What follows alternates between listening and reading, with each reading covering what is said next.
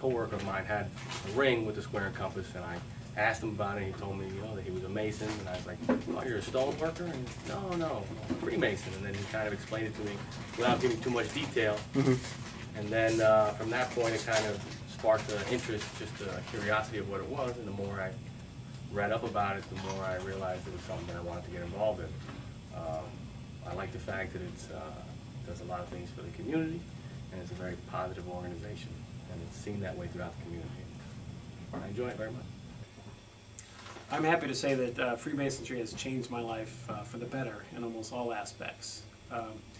I first learned of Masonry when a friend of mine who seemed to be a very stand-up guy, upright and decent to his fellow man and women, family man who lives here in Connecticut, and I asked him some questions about how did he come to be such a good person, with a capital G, good.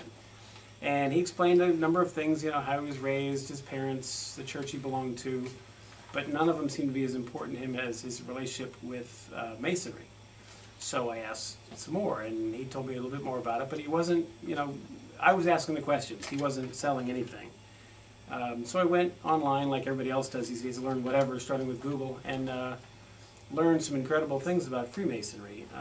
For example, it's several hundred years old. There's really no specific date when it seemed to have started, but some of its members, the membership list over the period of 4 or 5 centuries is pretty amazing when you think about it, and the impact these people have had on the development of humanity, our civilization as a planet. 2 of them, just 2 members, George Washington and Simon Boulevard, probably more than any other 2 people, liberated the entire Western Hemisphere. So, and it was Freemasonry that shaped in large part George Washington's personality.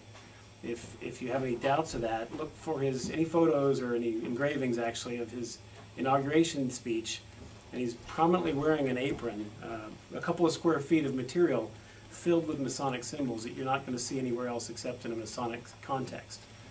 And then not just politicians and military figures, but to give you an idea of the span of the organization, I like telling my friends this one, that we can count Neil Armstrong and Louis Armstrong as fellow brothers over time and space.